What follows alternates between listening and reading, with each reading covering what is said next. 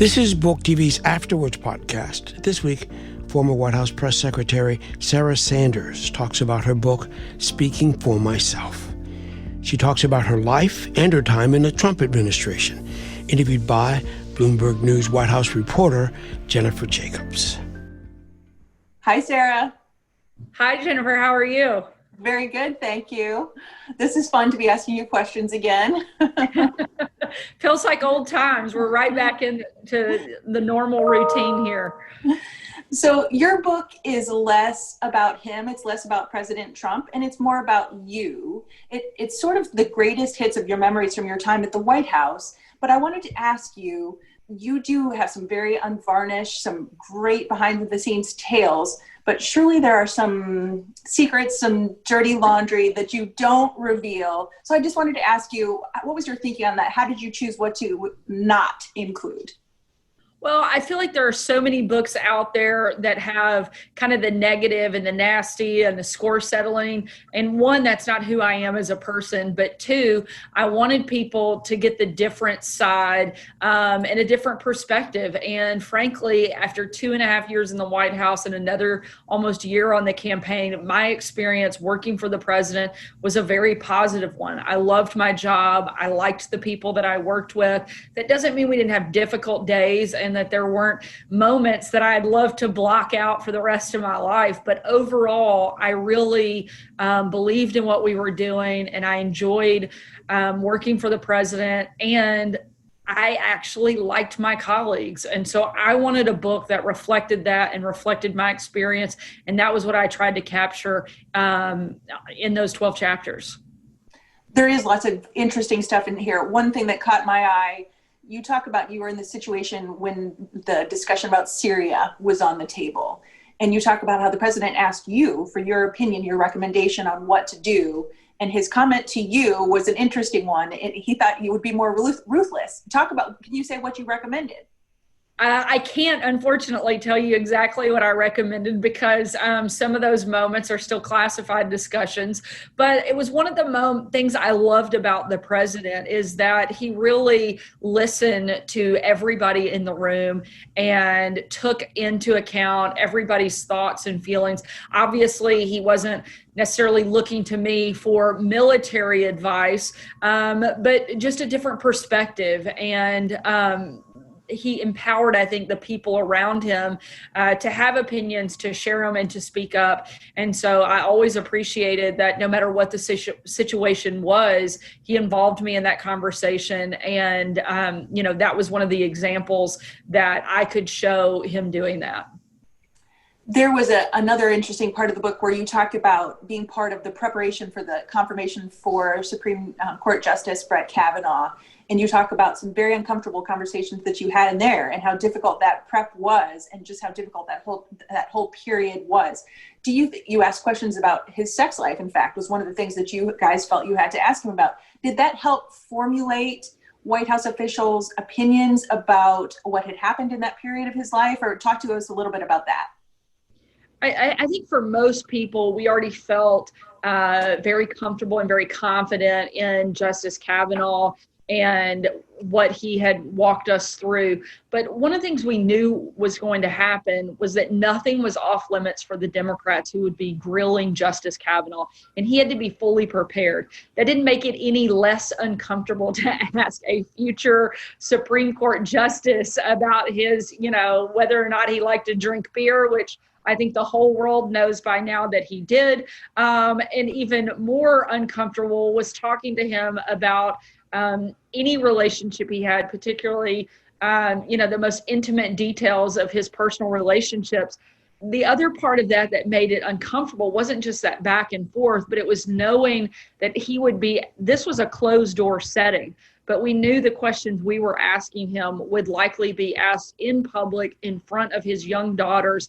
And for me as a parent, that made that process that much more difficult. And I think we saw the emotion from Justice Kavanaugh in that room that day. And certainly, again, I think the whole world watched in astonishment in some way when he talked about his daughter and her feelings throughout that process. and just the spirit of that little girl. And so I think it was necessary for us to do it, but it didn't make it any more comfortable that we had to ask him those questions. And you actually played the role of Dianne Feinstein, the top Democrat on the Senate Judiciary. Yeah, I think that's the only time in my life I can say that Dianne Feinstein, I was trying to get her head. Most of the time I want to avoid being inside Senator Feinstein's head and trying to think like she does. I really don't understand a lot of that thought process, but that's fine. But it was interesting to try to take on that role and, be somebody who I fundamentally and politically disagree with, but try to embody that person in that moment. Another part of your book that's captured a lot of attention since it's been published is the North Korea sections. You dedicate a lot of time to that. There's so many interesting anecdotes in that part that I didn't know about. Something that you talked with the president about, maybe tweeting as you were flying into Singapore, something you whispered to Secretary of State Mike Pompeo at the expanded bilat, something that happened at the luncheon. There's just so many great things in there that I wanted to ask you about.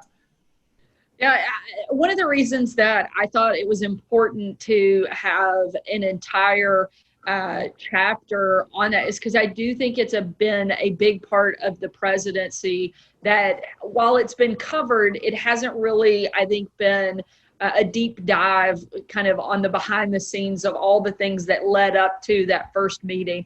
And so I wanted to highlight that and also just share my experience in watching President Trump as a leader on the global stage.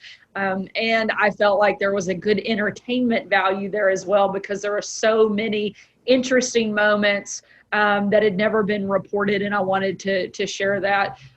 Certainly, having my day start on the actual summit day itself, the very first thing, a phone call with Dennis Rodman, ending with, joking with the president and Chief Kelly about the wink from Kim Jong-un was quite the remarkable day, to say the least. It probably will go down as one of the more memorable days of my lifetime. So as the president was landing, as Air Force One was about to land, apparently he wanted to tweet, "Getting ready to land in Singapore. This is Chairman Kim's only chance. He will either live or die." What does that mean?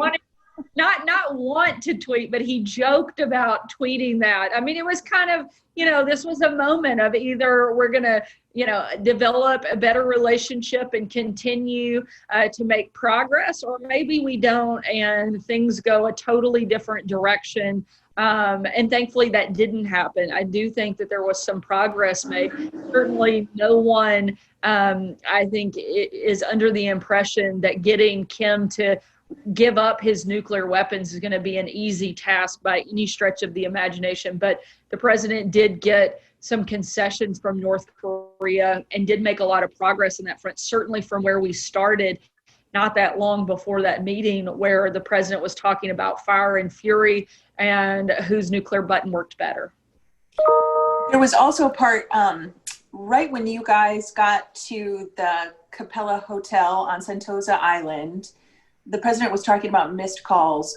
The press, the motorcade had arrived. The press was in one hotel room waiting for things to start. You and some of the other staff were in another hotel room, feeling a little bit on nerve. You wrote a little bit on edge.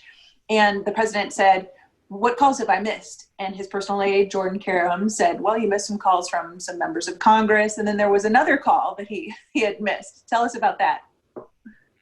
It's no secret that the president is a avid golfer and close friends with Jack Nicklaus, and somebody who he's known a very long time. And when his name came up on the list of missed calls, you could see a little spark from the president. I think he just wanted somebody that he could have a lighthearted conversation with.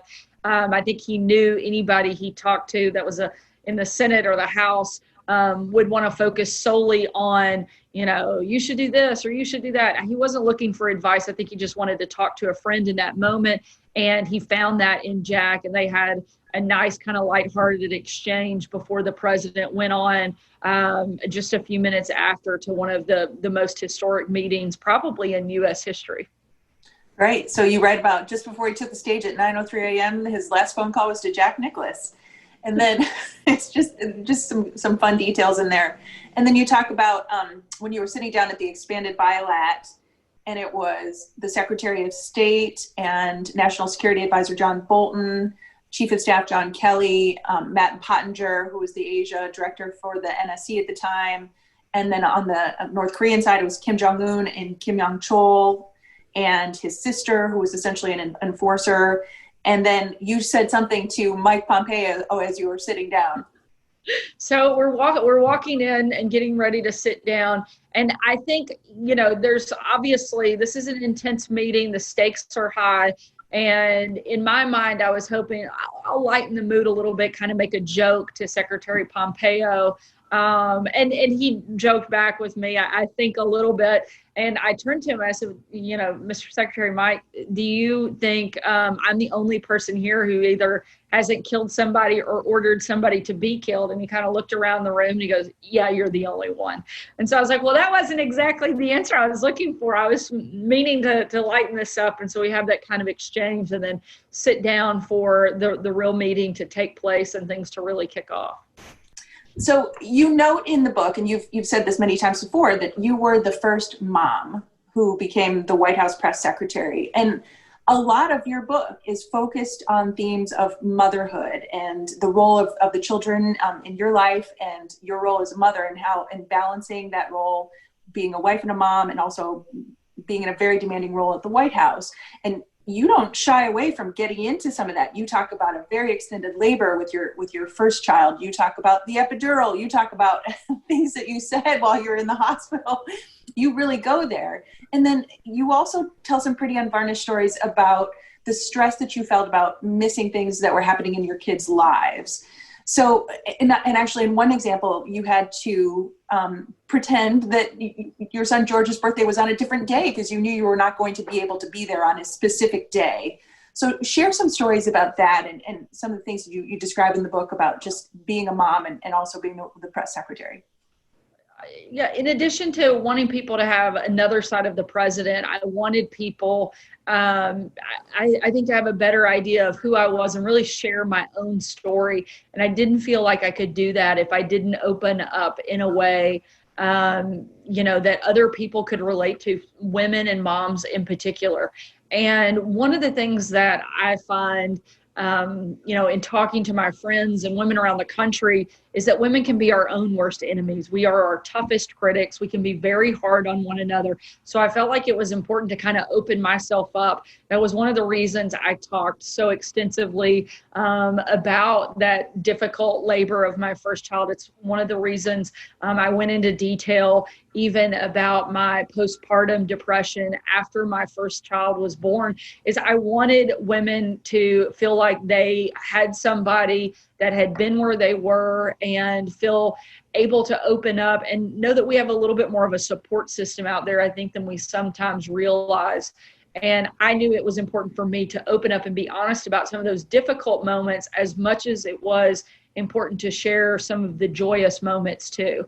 Motherhood, I think, is probably one of the most exhausting, difficult things that you can do, but it's also the most incredible experience of my life. And so I thought it was important to share both sides, both the difficult side as well as the fun and funny side that my kids certainly provide a lot of content and keep things interesting and keep us humble. Your kids, you may be a big deal on TV, but your kids will remind you that you're just regular old mom at home. And I think that balance is extremely important and one I really tried to strike in the book. There was one moment where you described how George was offended because he kept waving to you and you didn't wave back. Yeah, George did not understand that when I was on TV and he could see me, that I couldn't see him. He's 5 now and he still struggles with that. So occasionally if I know that he might get to watch, I'll have to do a little hair behind the ear. So that's a signal for George to know, like, hey, George, I'm watching, I see you. And that was one of the big struggles of being a mom in an all-consuming 24/7 job, is not being able to have that time, and certainly not as much time as you would like to have. And so one of the things that was important for us and for me in those moments was to really try to be intentional and really try to be purposeful. Some days I might only have 5 or 10 minutes. And so I put my phone away and made sure that in those moments, I was very focused on them and they knew that they were a priority. And I think that can be very difficult and very challenging for all working moms. And so I wanted to talk about, some of the challenges that we faced and how we tried to overcome some of that difficulty as well. Yeah, you mentioned how your dad used to take you on a weekly breakfast, and that helped you as a child.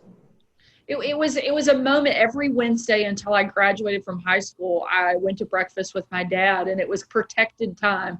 And it didn't matter where we went, or, sometimes we went to, again, like McDonald's, or we ate breakfast at home and he cooked breakfast, or we might go to a nicer, more exciting breakfast restaurant. But I always knew that that was my time to have with my dad, and it was protected. And it was one of the many ways that he showed me that I was a priority, and that he wanted to make sure that we had some of that one-on-one quality time. And I've tried to do that same thing with my kids so that they understand that I'm spending every day, the work that we're doing is not because we don't want to be with them, but also because those things are important too, but we want them to know that they're always a priority. You had one passage where you wrote, "My kids definitely weren't the ones coming to school with the perfectly composed lunch or organic homemade items in a bento box, complete with a handwritten poem on their napkin. Most days we were lucky to find the time at all to pack a lunch and not forget the drink or a snack. And then there was one year when it was George's birthday and you just knew you weren't going to be able to be home. And so you pretended that his birthday was on a different day and celebrated then. And you said your husband, Brian, just rolled with it. So it sounded like there were many days, including days when you worked an all-nighter. There were times when you came home and you'd had no sleep at all, and you came home and did things with the kids and then had to turn around and go right back to the White House." Yeah, and there were a lot of moments like that. Thankfully, George was young enough that he didn't notice that his birthday was celebrated 2 days late. I actually had to do that twice. But now, not only is he old enough, but if I thought I could get away with it again, my oldest Scarlett would quickly let me know that is not okay. And that was one of the reasons that I ultimately made the decision to leave the White House, is because I didn't want to miss any more moments like that with my kids. And so stepping away allowed me to have a little bit more control over my own schedule and be able to be part of those birthday moments and not miss that. Going back again, talking about the perfect lunches and the perfect birthday parties, I think that so often we see on social media in particular, while I think it can be a great tool and I use it frequently, I think it also is one of the most dangerous things in our society for mom's mental state, because you see the highlight reel, you see all of the best moments of everybody's life. They're going on this great vacation, or they have this perfectly composed family photo, or wow, look at this great birthday party they've thrown for their kids. And we put so much pressure on ourselves to perform and to live up to the best moments of everybody's life. Nobody's posting, the meltdowns in the grocery store, or the brothers and sisters fighting it out on the kitchen floor, the window getting broken, from a baseball going through. That's not what you see most of the time. Certainly every once in a while you'll stumble upon one of those moments, but I think we put so much pressure to be perfect that we forget sometimes to just enjoy the moment and enjoy the imperfect. And so I really tried to put a big emphasis on that in my book, and partly as a reminder to all the moms out there, but also a reminder for myself that it doesn't have to be perfect for it to be important and for your kids to know that you really love them and that you matter. And I think it was Huck who made a big impression on one, I think it was a Take Your Kids to Work Day event, or maybe it was Halloween. I can't remember. Maybe it was both. Yeah. There were some good Huck stories at the White House. Huck is not one to be easily forgotten. So, but you name a kid Huck, you sort of set a certain expectation for him in life that he's going to be a little bit rough around the edges. And he has certainly lived up to that, I think, every single moment of every day. He tests my patience on a daily basis, but he has a huge heart. And I loved including my kids in the things that I was doing. So as much as possible, I would try to bring them with me to an event or somehow engage them in the process, because I wanted them to know why it was important for us to be involved and serve in the first place. And I knew that it would be difficult to take all three kids to any particular event, so I would rotate. And Bring Your Kid to Work Day came up, and it was Huck's turn to go with me. He was pretty young at the time. He was about 4. And I debated, is Huck old enough? Most of the kids I knew that were coming were 7, 8, 9, 10 years old. And I decided at the end of the day, there might not be that many opportunities for me to bring Huck with me to work at the White House. So I took a roll of the dice. I took Huck with me. Brian was on standby, phone in hand all day, waiting on a call to say, I can't take it anymore. Nothing's happening. You got to come get him. But Huck was actually on perfect behavior all day. And we'd had just a really great day making memories together. And the big moment, sort of the culmination of the day for all the kids, is to come to the White House Rose Garden. And the president and vice president were going to come out and greet the kids and take pictures. We had invited all of the press to bring their kids as well. So I went in and I was briefing the president in the Oval Office and explaining to him, you'll go out, you'll take the picture. Reminder, half of the kids, their parents are reporters, so you might watch what you say. And as you can imagine, he naturally completely ignored my advice. And we're sitting there and we're talking, and we noticed that the bushes in the rose garden start to violently shake. And I think, well, that's odd. And about the time I'm sort of processing what's happening, this little blonde head pops up and runs full speed towards the window of the Oval Office and pushes his face up against the glass. President's kind of taken aback, like, oh my gosh, because there's a little boy looking into the Oval Office. And I'm like, yes, sir, that's my son, Huck. And he kind of laughs. He goes, well, Sarah, at least he's handsome. And not to let that be Huck's only mark on the day. So we kind of have a laugh. And then the president gets up and he walks outside, and he's walking down that famous colonnade in the Rose Garden. And I'm following just, 10 or 15 feet behind him. And here comes Huck again, this time running full speed directly at the president. The president sort of crouches a little bit, getting ready to receive Huck. And right about the moment he gets in front of the president, he sidesteps him, goes around him, and runs back and jumps into my arms, where the president turns around and kind of looks at me like, are you kidding me? This kid again? And we laughed about it. But the moment that gave me a little bit of happiness in it all, one, it was very funny. And but two, for every kid that was out there, the president of the United States is the most important person in that rose garden. But for my son, I was, which meant I knew I hadn't totally screwed him up. I hadn't done everything wrong just yet, that his mom was still the most important person and who his focus was on. So are you starting to think about your future political plans? I ask that given that the kids are so much a part of your life right now since you left the White House, I believe in January of last year.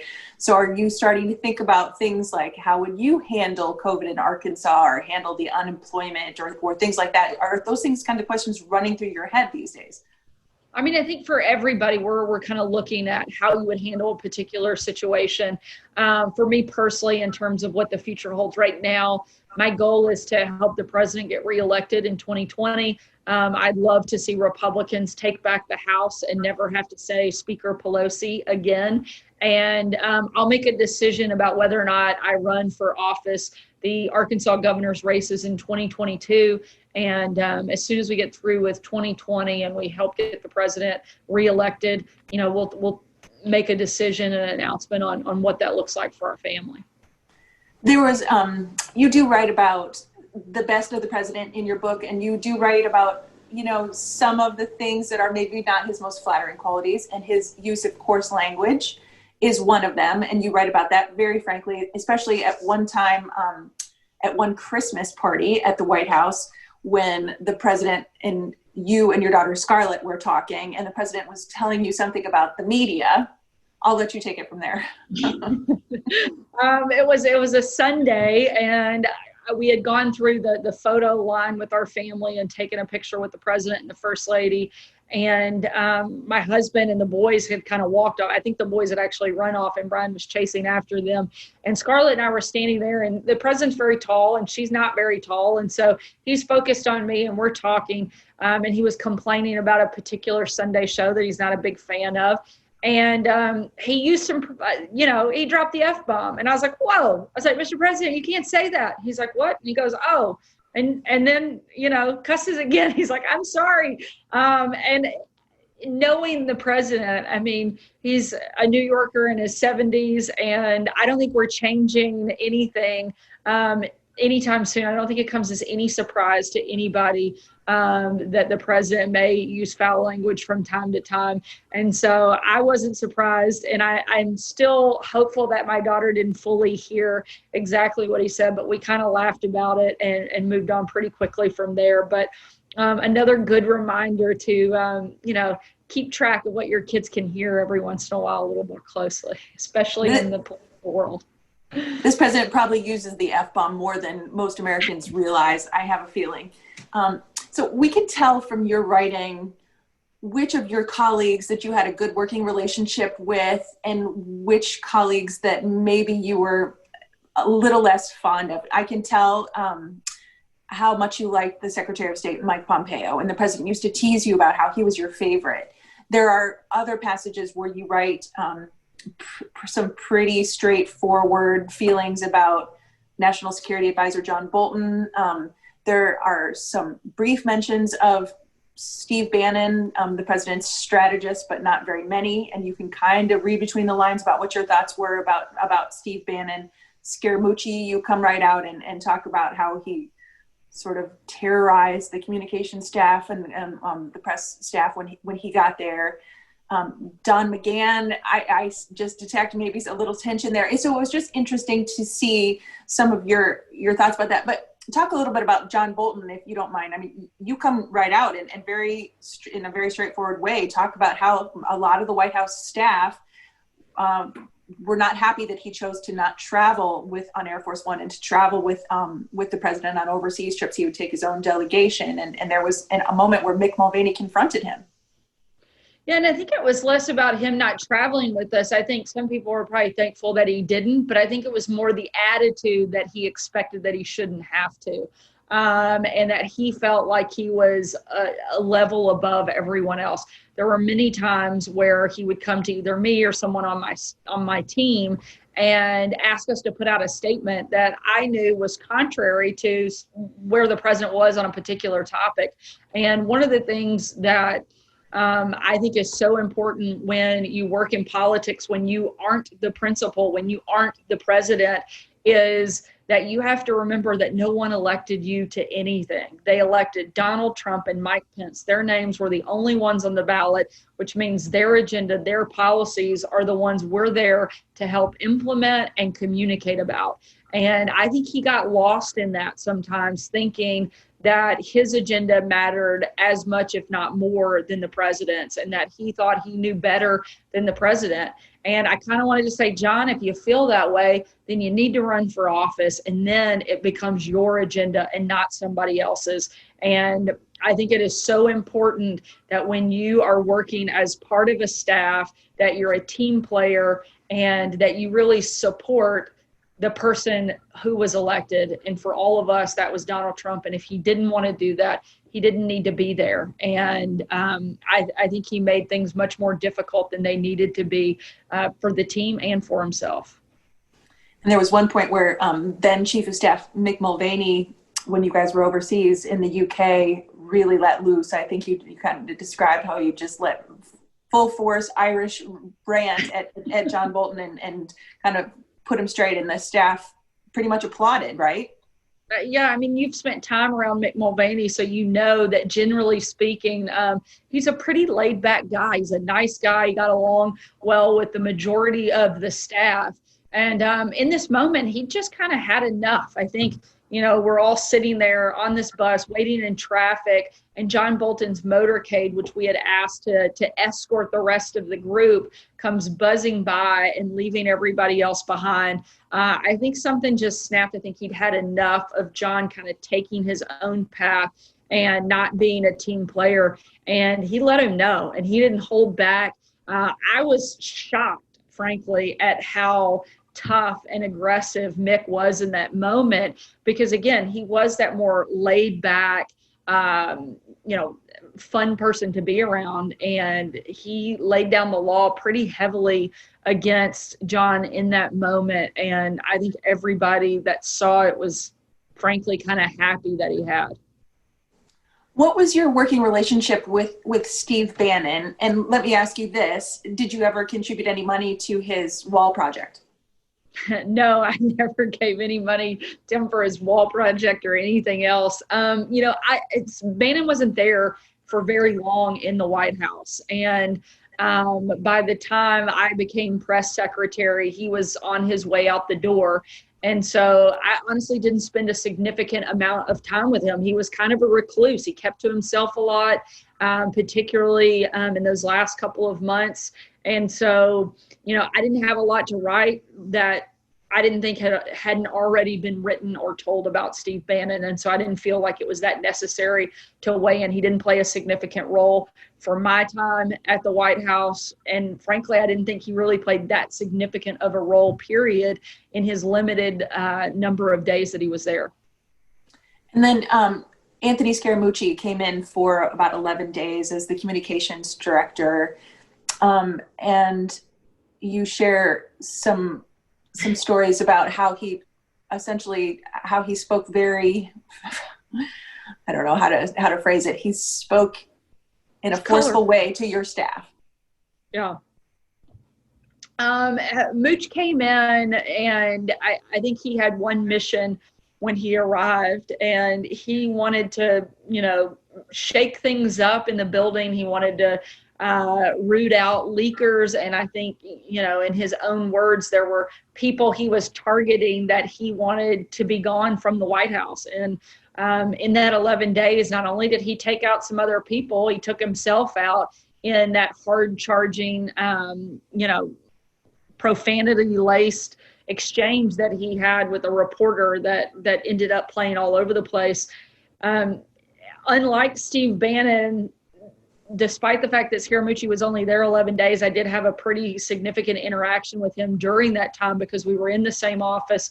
We were both in the press and communications area, and there was so much turmoil when he first came in. I'd already had conversations prior to that day when the president let us know that Scaramucci would be coming in. Sean Spicer and I had talked, and he had told me that if Scaramucci came in, he didn't think he would stay. It was sort of an oil and water situation, and I don't think he felt like that was going to ever be something that would work out. And so shortly after we were sitting in the Oval Office and the president let us know that Anthony was coming in as a communications director, Sean offered his resignation, and all of that happened so fast. In fact, it took place so quickly, and I was elevated to the press secretary so fast that my family was on vacation, and my husband, I'd come back early, and my husband and my kids were still hiking in the mountains in Maine, and I had to quickly send him a text message and say, I'm about to be announced as the new White House press secretary. And before I even had a chance to talk to him, it happened that quickly. And so that's why, he took up a little bit more real estate in my book, because that was such a pivotal moment for me and the transition into becoming the press secretary. Another thing that I don't think I knew was that in the middle of what the president called the Russia witch hunt and the whole Kavanaugh confirmation, you had a medical scare. And then after you spent a day at Walter Reed having some tests done, you bump into someone at a DC restaurant called Salt and Pepper. Yeah, so it's the first and only time I think I've been to that restaurant. And, I had some complications And they were trying to rule out some pretty serious things, including thyroid cancer. And so I had gone into Walter Reed for pretty extensive day of tests and biopsy and all these moments, kind of very stressful leading up to that day, and just kind of the uncertainty. And we finally get through this very intense day at Walter Reed and think, oh, we're just going to relax and decompress for a minute. My husband was with me and had been with me all day. And we're like, well, we'll try this little neighborhood restaurant in the Palisades of Washington, D.C. neighborhood. And think it's early enough. Nobody will probably even be there. We'll take this moment before we go home and, throw ourselves into the evening chaos of getting our kids ready for bed and all those things. So we go into the restaurant, we sit down, and lo and behold, just minutes after, here comes Bob Mueller, the guy whose whole job is to essentially, take down the president. And so that was quite the interesting moment, not quite the stress-free dinner I think that we had been hoping for. Thankfully, the test came back and I was cleared and good. And also the Mueller report came back and the president was cleared and vindicated as well. So what was a very stressful day ended up good on both circumstances. You write about how one of the White House lawyers, Emmett Flood, who was handling the Russia investigation for the White House, came to your office one day and said, there's only one other person who knows, and that's the president, but Bob Mueller would like to sit down with you, and there's 4 topics that he would like to talk to you about. And then you do describe that experience of going over to a nondescript concrete gray building in DC and sitting in a windowless, a lightless room and walking through these 4 things. Can you talk a little bit about the 4 things in that little experience that you had with what was kind of an extensive experience with the Mueller investigation that day? Sure. Despite the fact that I'd been assured on the front end, I wasn't a subject, I wasn't a target. Sitting down with a special counsel was still very stressful. And, I didn't talk about it publicly. Nobody knew that I had gone until months after it had happened. And I did some preparation with an attorney that Emmett had helped me identify. And we sat down in that room, and right from the very beginning, from the moment I came in, I felt like they were treating me as if I was some sort of common criminal, despite the fact I'd come voluntarily to answer questions. I was told it wouldn't take that long. I was there for six or so hours. And it was just an intense grilling. And I feel like I'm pretty well versed on a tough Q&A session, having been in the briefing room more than 100 times and taking questions from the toughest, shrewdest journalists in the world. I felt like I could handle this, and they were intense. And it was, again, I felt like they looked at me as if I was some sort of criminal instead of somebody in government service there voluntarily.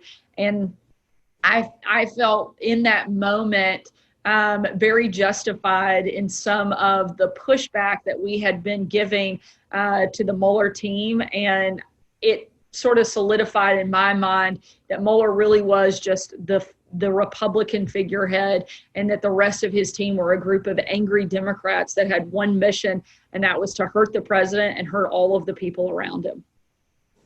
So there might be some viewers who are still wondering if you burned the truth on the Comey firing and to make ashes for your smoky eye makeup. Wow, we're going there. Okay. Do you regret telling the press? I was in the briefing room some of the days that you talked about this. Do you regret doing what Mueller called essentially perpetuating some of the falsehoods? Do you have any regrets about some of the things you said? I think if anybody perpetuated falsehoods during that entire process, frankly, it was the media. For 2 years, they spent almost every single day perpetuating the falsehood that Donald Trump colluded with Russia in order to win the election. I don't think that I did anything that wasn't justified, and I did a very good job in trying to illustrate the president's side and took on a lot of water fighting back against, I think, what turned out to be a huge waste of taxpayers' time and money on a completely bogus investigation and what we now all commonly refer to as the Russia witch hunt. Do you think that this book will help with your credibility? There are obviously some Americans who don't think that you have credibility. Do you think that this helps repair that, or was this book not even targeted to the general public? Was it targeted more for conservatives, for Republicans? I don't think that this book was certainly not just for Republicans. I think anybody who likes the president is going to love this book. But I think people who don't, if they actually will read it, I think that they might appreciate who the president is more, and frankly appreciate who I am more. It was less about credibility. Frankly, I think I'm in pretty good standing. One of the things that frustrates me is that anytime Democrats disagree with you or can't win an argument, their go-to move is to attack you, to call you a liar, to call you a name. And I think that's a sad part of where we are as a country. And I think that's, unfortunately kind of their go-to move. And I don't see that going away anytime soon. I feel very comfortable about my story, and I hope people enjoy it. And I hope that they learn something new about the president and about me as well. You read about one really memorable encounter with the Democrats. It was during the government shutdown. I believe it was in January of 2019. And Nancy Pelosi came over to the White House with Chuck Schumer to talk about the shutdown. And you talk about how they went out to speak to the reporters outside of the afterwards and told what you called a lie in the book. And you expressed some frustrations about that. Share a little bit about that day, because I know that was a memorable day in your mind too. Well, they totally mischaracterized. They said the president came in and was angry and slammed the table and stormed out of the room, none of which had happened. In fact, Kevin McCarthy, who was also in the room, went out and was like, I can't believe they just said that. I'm paraphrasing his words, but he's like, surely they couldn't have been in the same meeting I was, because what they just described didn't take place. I'd been in the room in that moment. And despite the fact I've seen a lot of political spin in my life, this was just an outright total deception on what had taken place in that room. The president came in, he was pretty calm. He talked about, are you guys ready to make a deal? You want to talk, Nancy? And she was like, no. And that was it. He was like, well, look, if you're not willing to talk, there's no reason for us to all sit around here. So I'm out. Bye-bye, which was very, very memorable. The president, bye-bye. And he just walked out. And I think they were so angry that they hadn't got what they wanted, that they stormed out and tried to, spin the lie of the century, I guess, and say that the president had, just stormed off, and it just didn't happen that way. Did you ever catch President Trump in a lie in any of your time at the White House? Do you remember feeling like, hey, I think he just told a lie there? No, not. I think that the president, one of the things I love about this president is you always know where he is.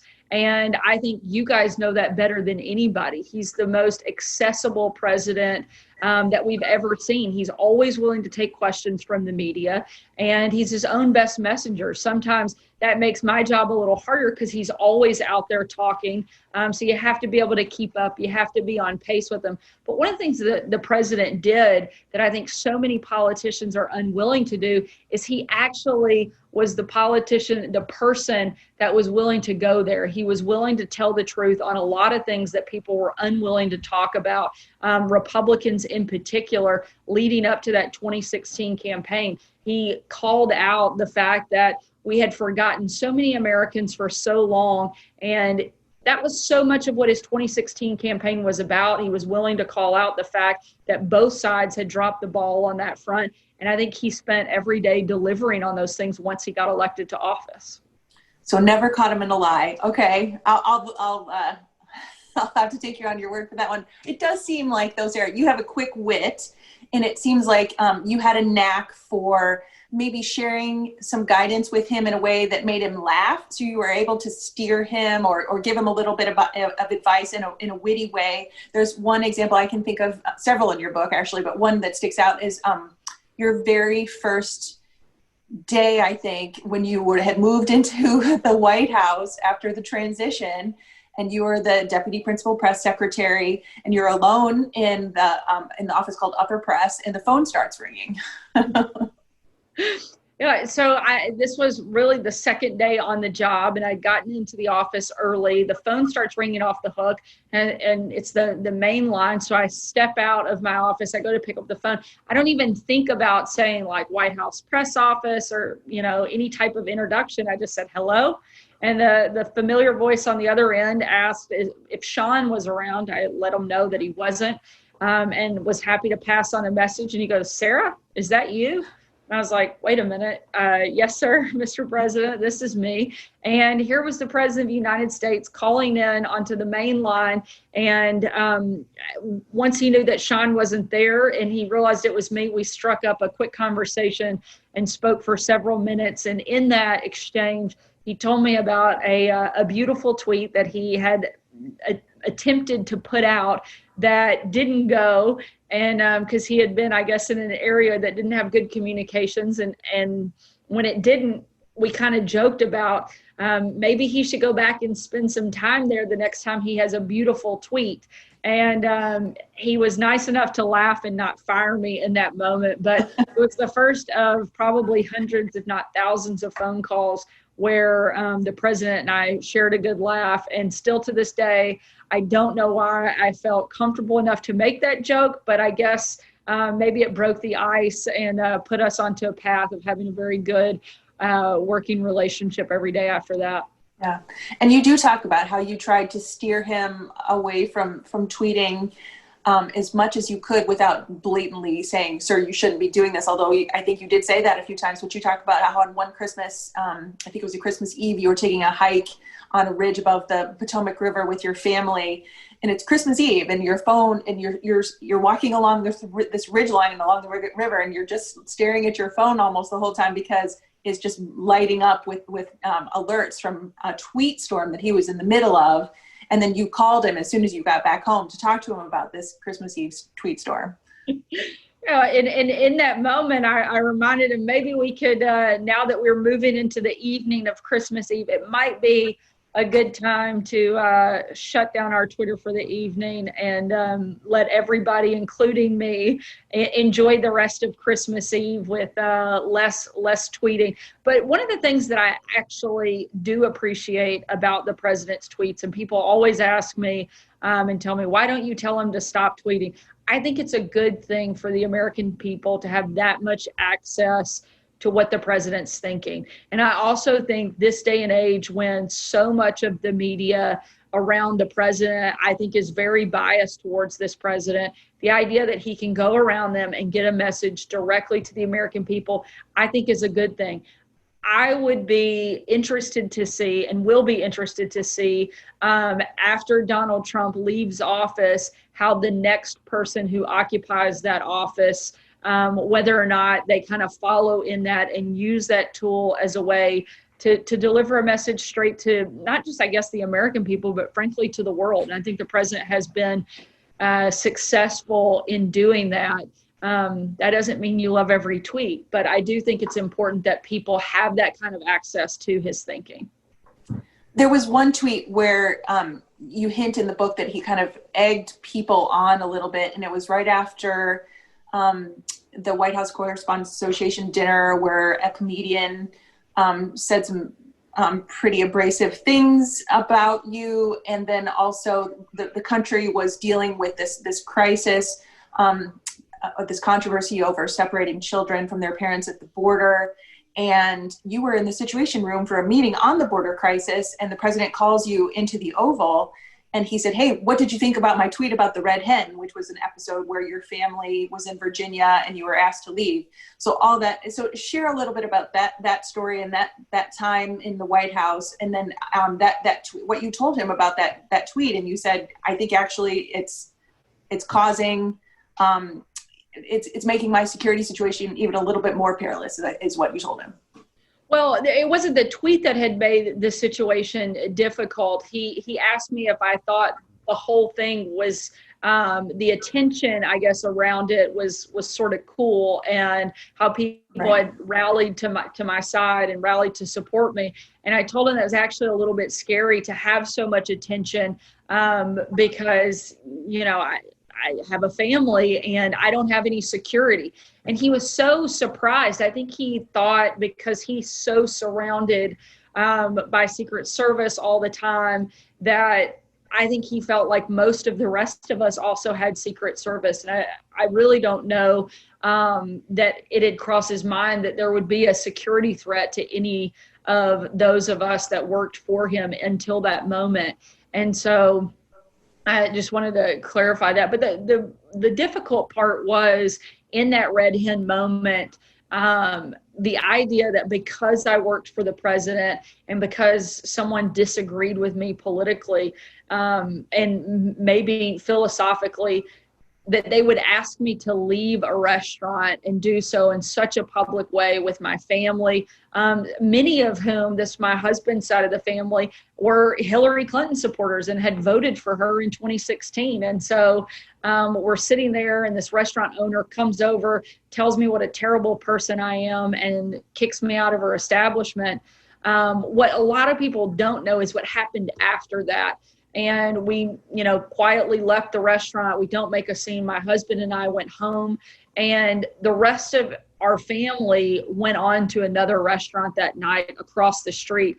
And the restaurant owner from the Red Hen in Lexington actually followed them and gathered her friends together to protest them outside of a second restaurant, despite the fact that I wasn't even there. And, I just don't think that, certainly people should be able to agree to disagree, but that level of anger launched at any individual, I felt was uncalled for, and I think puts us in a dangerous place in our country.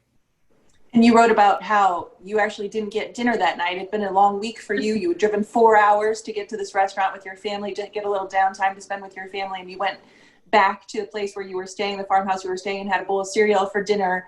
But and you actually talk very movingly later about how you became afraid for your children's lives. But do you think, Sarah, that any of the White House staff internalized the message that some people were trying to send to the White House at that point, which was about separating immigrant children from their parents at the border? Do you think White House staff equated those two things and maybe took a step back from the policy because of some of the protests? Certainly, I think that it would be for anybody not to understand people's frustration and their anger towards that. Certainly, I don't think that me personally or a lot of the people on the staff, nobody wanted to see that happen. I think it was such a difficult situation in determining how best to handle this crisis.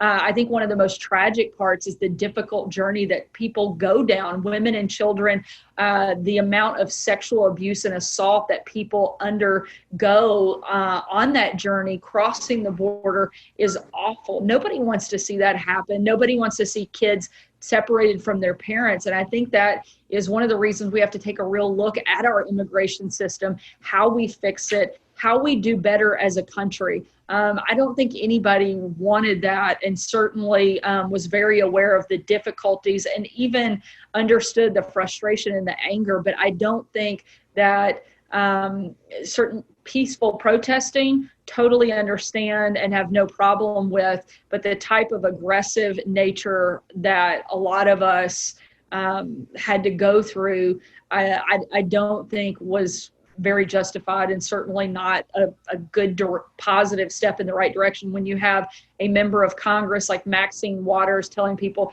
to get in our faces and let them know we're not welcome anywhere, anytime. I just don't think that's positive. I don't think it was helpful for the country. And I certainly would like to see us be able to have some ability to have those conversations and disagree with one another, but do so in a way that isn't so threatening and dangerous to those individuals. You write in the book about leaks and how the president at one point said the leaks have to stop. And you talk about how you believe that the president talks directly to reporters, and you share an incident where he actually calls people and has conversations with reporters off the record.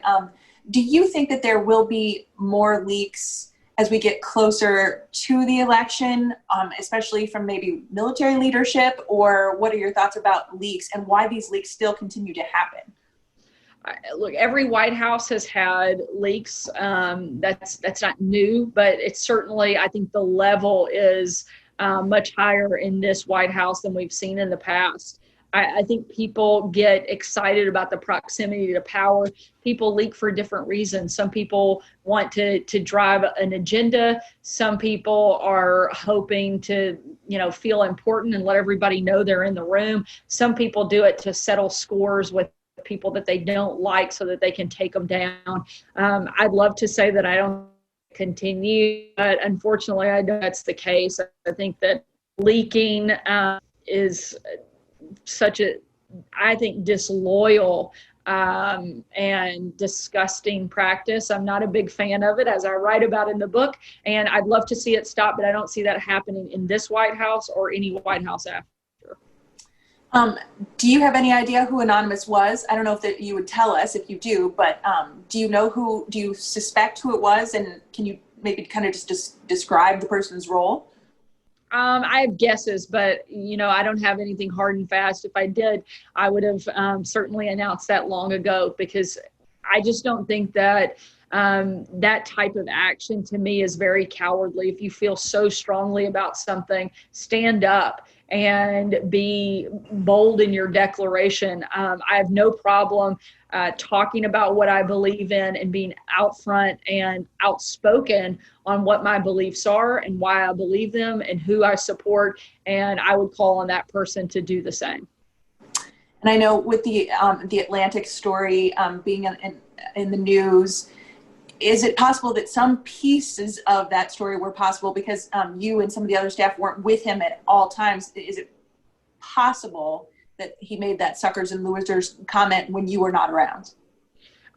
That conversation was very specific to the decision about whether or not he went to that cemetery. I was there for those two conversations that took place around that decision. I was one of only a handful of people that were part of the discussion, and the majority of everybody that was part of that conversation has come out and said it didn't happen. But more than just in that moment, Jennifer, I spent 2.5 years almost every single day next to the president, and I watched him interact, not just here in the United States, but literally all over the world with men and women of our armed services. And I know the level of respect and appreciation that this president has for the people who keep us free and allow us to live in this country. Very good. I know we're getting close to the end here. So is there any one last little bit, a favorite part of the book that you want to just tease to people a little bit?